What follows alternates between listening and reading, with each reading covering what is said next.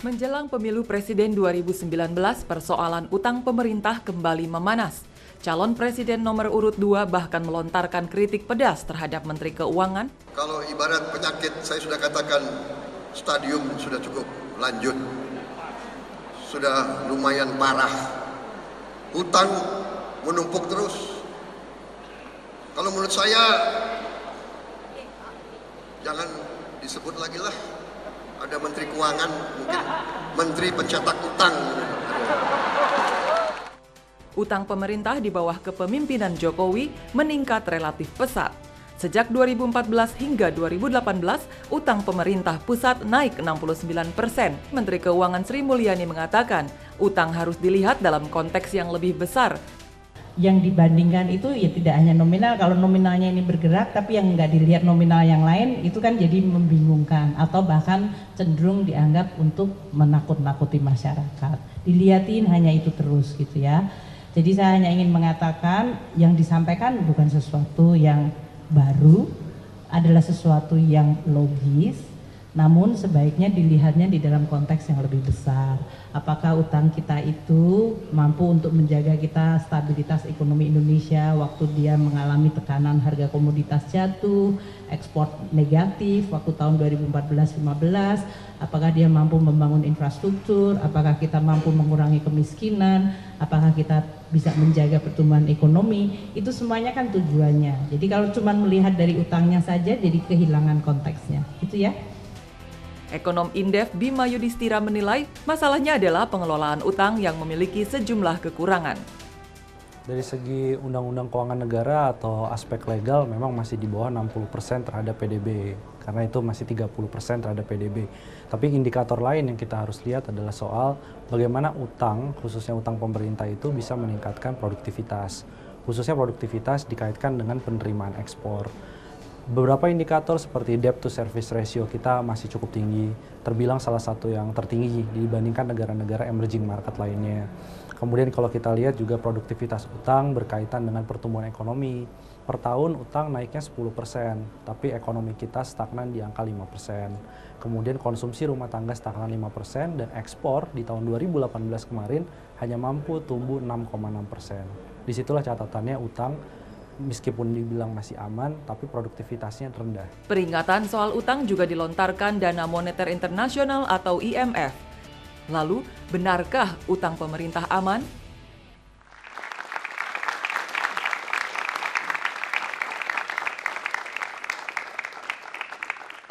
Selamat malam pemirsa, selama beberapa hari belakangan ini ada satu topik yang cukup ramai diperbincangkan oleh masyarakat Indonesia, yaitu mengenai utang Indonesia yang cukup besar, katanya meningkat sekitar 69% selama kurun waktu 4 tahun belakangan ini. Bagi sebagian pihak menilai bahwa peningkatan hutang ini bukanlah begitu masalah yang besar. Tetapi bagi yang lain pemirsa ada yang menilai bahwa peningkatan utang ini harus menjadi perhatian khusus, mengingat masih rendahnya tax ratio di Indonesia, tax pajak rasio maksud kami. Nah, hutang yang terus membengkak menurut sebagian pihak selama 4 tahun belakangan ini, apakah masih aman? Malam hari ini Indonesia Business Forum hadir dengan tema, utang menumpuk, masih amankah?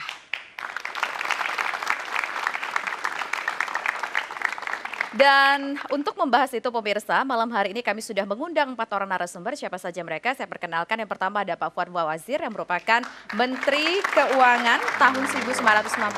Assalamualaikum Pak Fuad. Waalaikumsalam. Kemudian di sebelah Pak Fuad ada Pak Faisal Basri, merupakan pejabat ekonomi senior. Selamat malam Pak Faisal. Dan di sisi sebelah kanan saya ada Pak Muhammad Misbakun yang merupakan anggota Komisi 11 DPR RI dari fraksi Golkar. Selamat malam Pak Misbakun. Dan di sebelah Pak Misbakun juga ada Pak Justinus Prastowo yang merupakan pengamat perpajakan. Selamat malam Pak Justinus. Nah, saya pertama pemirsa ingin mendengar bagaimana komentar mantan ataupun Menteri Keuangan tahun 1998 mengenai tadi ada satu statement yang cukup menarik dari Bu Sri Mulyani, Pak Fuad, bahwa hutang itu harus dilihat komposisinya, jangan untuk menakut-nakuti rakyat. Menurut Anda bagaimana? Tidak ada saya kira yang nakut-nakutin rakyat. Yang dibilang Bu Sri Mulyani itu tadi semuanya benar, cuman itu tidak kenyataannya tidak seperti itu. Teori yang dibilang itu betul, tapi kan beda. Misalnya saya bandingin gini biar ada gambaran ya. Dalam masa pemerintahan 10 tahun Pak SBY ya, itu rata-rata hutangnya itu per tahun 131 triliun per tahun ya. Sehingga kita tahu meninggalkan bulanannya kira-kira 10,9 triliun kalau dihitung bulanan begitu ya. Nah, tapi dia menghasilkan pertumbuhan yang bagus, 7%, ya kan? Semuanya itu indikasinya bagus. Kita yang paling utama pertumbuhan. Nah, sekarang ini tadi hutang selama 4 tahun pemerintah sekarang itu naik kan 69,4%. Kalau di rata-rata per tahun naiknya itu tinggi sekali kan, 17,4% per tahun pertumbuhan di rata-rata itu. Dan yang dari 131 triliun per tahun zaman Pak SBY itu, sekarang itu kan menjadi tinggi sekali karena kenaikannya itu 1.810 triliun dalam 4 tahun atau setahunnya 426 triliun.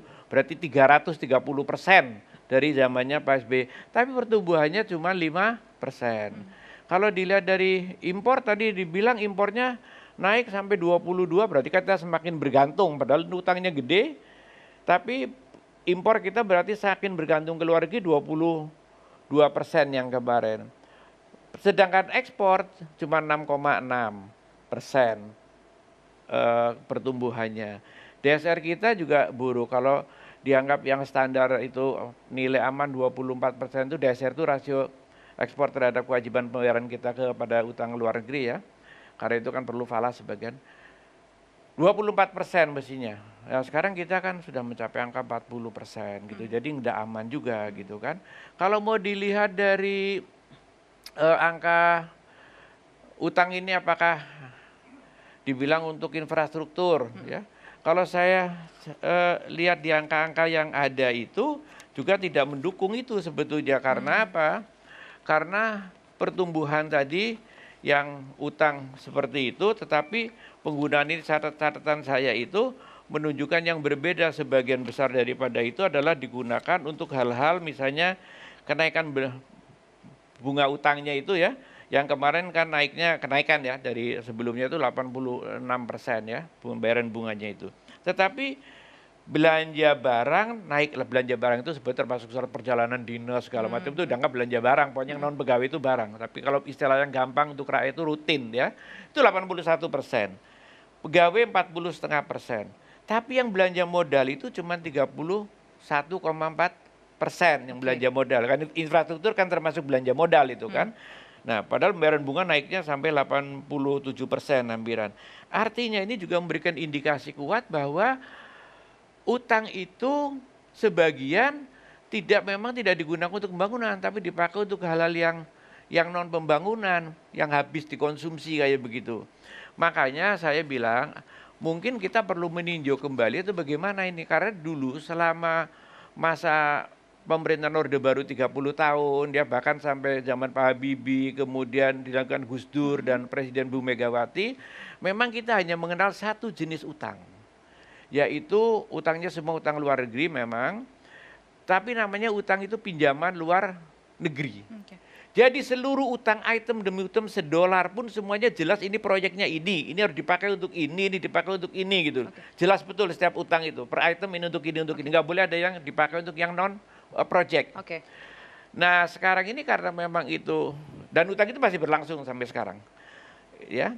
Dan itu sudah umur utang jenis itu udah 50 tahun. Saldonya sekarang juga cuma 800 triliun saja. Bandingkan dengan utang model SBN yang sekarang ini, yang tidak diirmak, tidak dipatok ini buat apa, bebas penggunaannya, jumlahnya itu sekarang utang jenis ini sudah 3.612 triliun. Padahal umurnya baru paling 10 tahun ini umur jenis utang ini. Artinya bisa dikatakan, Bapak yang mengatakan bahwa beban hutang terbesar itu justru dari SBN? SBN. Okay. Karena dari utang jumlah sekarang ini saldo yang 4.000, ini pengumuman pemerintah yang terakhir, 4.418 triliun, ya, yang 805 triliun itu atau 18,2%, itu utang yang saldo dari kumpulan yang 50 tahun, bahkan termasuk bawaan dari zaman kita teruslah dari awal gitu, jenis utang pinjaman luar negeri.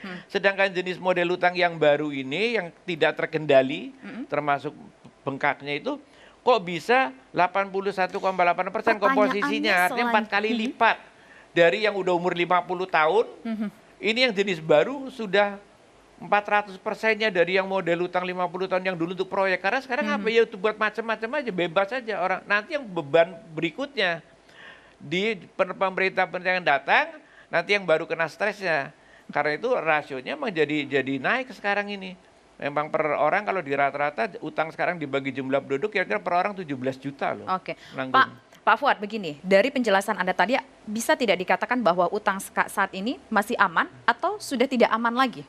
Kalau penggunanya gini tidak aman. Penggunaan tidak aman. Karena itu jumlahnya? kita baik jumlahnya maupun nanti yang paling berat itu sekarang nanti adalah karena gini, 40-an% dari penghasilan pajak itu sudah keserap kalau berbanding itu 40% dari penghasilan pajak untuk bayar utang. Lah, sisa 60% kan nggak mungkin cukup buat yang lain-lain. Karena itu terpaksa nyetak utang baru karena utangnya naik terus sehingga ya kita akan menjadi tambah terpuruk. Kali banyak gali lubang, lubangnya tambah dalam, tambah lebar, tambah besar. Jadi kalau begini agak berat karena rasio itu besar. Kalau mau dari rasio tadi DSR juga udah berat. Nanti akan kesulitan pada satu saat itu. Kesulitan karena itu untuk memancing orang tetap mau beli surat utang kita. Alhamdulillah negara Indonesia itu belum pernah gagal bayar ya, karena itu selalu prioritas utama. Tapi kita terpaksa sudah membayar bunga supaya orang tetap mau beli utang kita paling mahal di Asia Pasifik, yaitu 8,1%. Yieldnya itu tadi ya. Oke, baik. Nah, Pak Misbakun, kalau Anda melihat bahwa peningkatan utang Indonesia yang selama 4 tahun ini cukup signifikan, apakah ini sudah bisa dikatakan masih batas aman? Begini, kalau dilihat dari apa yang disampaikan oleh Pak Fuad tadi, saya ingin menyampaikan begini. Policy pemerintah itu kan berbeda tiap presiden. Dan sejak Undang-Undang Nomor 17 Tahun 2003 tentang Keuangan Negara, pemerintah kan sudah tidak mengambil policy sejak IGGI dibubarkan oleh Pak Harto. Kita kan sudah tidak ada lagi utang bilateral. Kita memutuskan, pemerintah kemudian memutuskan menerbitkan, mencari di pasar, menerbitkan dan dijual ke pasar uang. Artinya apa? Pemerintah adalah menerbitkan instrumen yang sudah bernama surat perbendaharaan negara. Dan bunganya ditetapkan oleh pemerintah bersama DPR. Masuk di dalam asumsi makronya. Saya ingin memastikan begini, bahwa sepanjang utang yang tadi disampaikan oleh Pak Fuad, itu adalah penggunanya untuk apa? Penggunaannya untuk apa? Semuanya adalah untuk kemudian kesejahteraan rakyat. Itu yang utama. Berapa persen untuk kesejahteraan rakyat? Ya. Berapa persen? Begini, coba bandingkan sekarang program PKH Keluarga Harapan. Biaya operasional sekolah. Kemudian BPJS. Di samping dibiayai oleh utang tadi dan penerimaan pajak, itu semuanya dikelola. Sekarang kita tidak mungkin di dalam sistem keuangan negara kita, semuanya tidak mungkin kemudian dipisah-pisahkan, tidak. Tadi Pak Fuad menceritakan soal bantuan program dan bantuan proyek. Itu zaman dulu. Sekarang sudah tidak ada lagi. Maaf dikit aja, saya bukan suka motong orang, cuman biar Ya, jangan silakan, tahu. singkat saja, Pak. Yang pinjaman luar negeri yang model dulu sampai sekarang masih ada. Ya, tahu Ya. Pak Fuad, itu ya. Nggak Tapi ditiadakan. sistemnya sudah berbeda. Sistem cara kita berhutang sudah berbeda. Cara kita berhutang. Kalau dulu bilateral, unilateral, itu selalu mempunyai notifikasi. Mana bantuan proyek, mana bantuan program. Dan itu peruntukannya ada. Berapa persen pemerintah Indonesia memberikan modal awalnya sebagai pengikat untuk sebagai komitmen bahwa ini proyek ini akan jalan, program ini akan jalan. Misalnya BKKBN dan sebagainya. Mereka menotifikasi berdasarkan per masing-masing proyeknya. Kalau sekarang tidak, kita memasukkan di dalam keranjang APBN kita, dan berapa kemudian seluruh posturnya, dan berapa pembiayaan kita itu. Makanya ada asumsi makro itu adalah berapa penerimaan kita, kemudian berapa kemudian penerimaan bukan pajak, perpajakan dan pajak, kemudian ada hibah, dan kemudian berapa pembiayaan. Itu postur. Baru bicara tentang siapa di sampingnya, itu adalah mengenai belanja. Lah, ini semuanya mix dalam sebuah sistem APBN kita. Kalau tadi kemudian Pak Fuad mengatakan begini, rakyat Indonesia dibebani oleh 17 juta per rakyat Indonesia. Itu hanya sebuah hiperbolik bahasa. Tidak pernah pemerintah 1 rupiah pun meminta kepada rakyat untuk membayar itu, tidak. Ada mekanisme dan sistemnya sendiri cara kita membayar utang. Jadi saya ingin memastikan begini, parameter, the story behind the numbers, cerita-cerita di balik angka itu adalah tujuannya untuk apa sih? Mengingatkan kita kepada sebuah sistem kehati-hatian. Tadi sangat luar biasa disampaikan oleh Pak Fuad, sepanjang sejarah Republik Indonesia sampai di dalam krisis 98 pun, yang kita masuk di dalam krisis yang begitu dalam, pertumbuhan sampai minus 13%, pemerintah Indonesia tidak pernah sekalipun menunda baik itu pokok maupun bunganya. bunga. Tidak pernah. Artinya apa? Bahwa sampai saat ini cara pemerintah Republik Indonesia, bendahara umum negara mengelola fiskalnya itu sangat hati-hati. Oke, baik. Lah, ini yang harus dijadikan tolak ukur. Harus dijadikan tolak ukur. Artinya apa? Kalau kita ingin menjadikan itu sebagai tolak ukur bahwa apa? Pemerintah ingin membangun kredibilitas. Hutang itu adalah sebuah keniscayaan. Karena apa? Coba, dalam sejarah hutang dimanapun negara di dunia, tidak ada negara pun di dunia ini yang tidak berhutang. Oke. Tidak berhutang. Bayangkan Amerika membangun sampai kemudian melebihi PDB dan sebagainya. Jepang, Korea dan sebagainya. Itu adalah proses negara itu untuk men-shifting dari mana? Middle income trap. Oke, Lah baik. inilah problem secara struktural harus kita. Karena apa? Ada lag tadi disampaikan oleh Pak Fuad. Penerimaan pajak kita berapa, kita mempunyai achievement terhadap program pembangunan secara jangka panjang, sepanjang itu bisa dihitung, risikonya bisa kita hitung, secara fiskal bisa kita perhitungkan dengan baik. Itu adalah cara kita untuk memakmurkan bangsa ini. Oke, baik.